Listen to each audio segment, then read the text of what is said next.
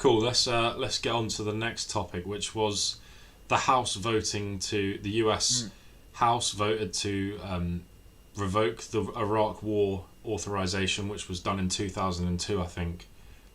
Which was, I guess, it didn't go anywhere in the Senate, did it? So, I guess I can't Yeah, remember. I mean, you would think once U.S. troops pull out, there's no real need for the authorization. I don't know also what was in that authorization versus then what was in the Patriot Act. There was a lot of, sorry, a lot of bills sort of passed in that post 9/11 period, and I'm not up to date Yeah, or I'm not I knowledgeable as of right now in terms of what fell where. I know Trump used it to kill Soleimani back in 2019. I think he used that as authorization to do Hmm. that. So So it's like obviously, airstrike approval and stuff. yeah, I Yeah. think so. Yeah, I think the way we'll have to to discuss it is more in a theoretical sense, like what would have happened if it had gone through and stuff. I don't really know. It said in the article I read about the end to never-ending wars, which is probably an interesting point to pick up on whether the appetite is still there for obviously the Iraq conflict. I think the majority of people now think it was a disaster. If I'm right in saying, I think that's probably the most predominant opinion in the UK now. Um, that it wasn't necessarily a good thing. I'm not entirely sure. Yeah, I guess the one thing I'm curious about this is how does this affect sort of the US's plans for post troop um war in the region as it pulls out troops generally? Like will this impact, this is the authorization of Iraq, not Afghanistan, but does and this was justification for Soleimani, but will this affect, the U.S. that they plan to still do air support after U.S. troops pull out? Does that affect that there? Will that create incentives for these groups to put a lot of their stuff in Iraq if that then becomes Yeah, um, safer, safer place, in the same way that Hamas will store it in civilian areas, then seemingly they could store a lot of the more valuable capital that these groups have within the borders of Iraq. Although, yeah, I mean, this is then also affect Syria. Like I am frankly a little bit ignorant onto this, and I think those are the more interesting questions. How does this repeal affect what the US's stated missions are going into the future? yeah, Um, or, is this in many ways just a more symbolic victory getting this repealed, saying, oh, we repealed the 2002 authorization, and maybe it's like, oh, well, we got this, and that's sort of also being used as a drop-in for the Patriot Act politically, because a lot of the people on the left have been, rightfully calling for a long time for the Patriot Act to be repealed, but that's not what they're doing right now. So maybe they're also trying to get some political points that way. yeah, I'm not too sure.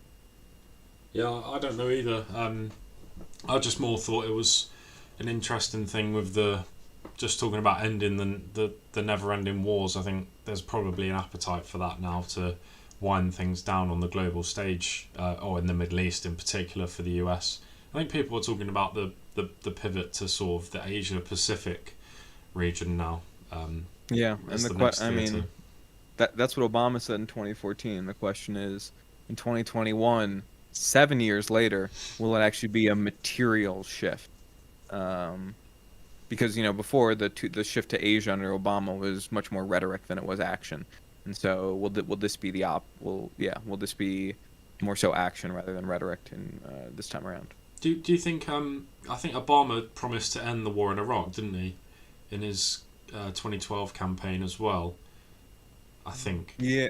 Well, in Or 2008 he did, and then he pulled out yeah, the troops, and then ISIS came, and then he went back. yeah. So Then do you think that it's something to do with the Democrats and the Obama legacy? Maybe I'm trying to draw a vague connection. yeah, maybe. I mean, they're also under Trump, they really sort of rooted out ISIS from Iraq, and really, I mean, ISIS isn't in the news isn't daily or even monthly in the news as it once No. was, and so I mean, I think this is more so Democrats' response to the Soleimani is probably why they did this because Trump used it for that, and that they didn't like the Soleimani assassination, which Yeah. uh, is its own it's his own issue. So well, that's past. That's not this week in geopolitics. That's last Yeah. year and a half in geopolitics. But I think that's one of also the driving forces behind this, just to prevent that power from being resided within the president, because they felt that when Trump did it, it was bad, and so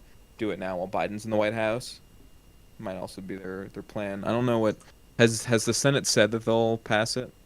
It says Senate Majority Leader Chuck Schumer on Wednesday voiced support to revoke the authorization and said he would put a similar measure to the Senate floor.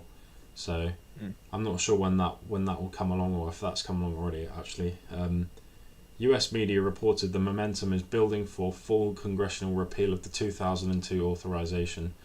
Yeah, it kind of strikes me as symbolic, really. I mean, what the US doesn't have that many troops left, or if any, in Iraq, does it? It's just a few advisors, I'd have thought. Or Yeah, and they're saying this is a way to draw rein in U.S. presidential powers. yeah, Uh, this, if that is their stated goal, this is almost certainly woefully insufficient. If it's the first step, that's great. I mean, the president's increasingly become an imperial king-like position, although yeah, has it not always been that, and just the scope of America's power has increased over time? That's, I think, another decent question to have. It's not like presidents of the past were particularly weak, at least, you know, shortly after founding.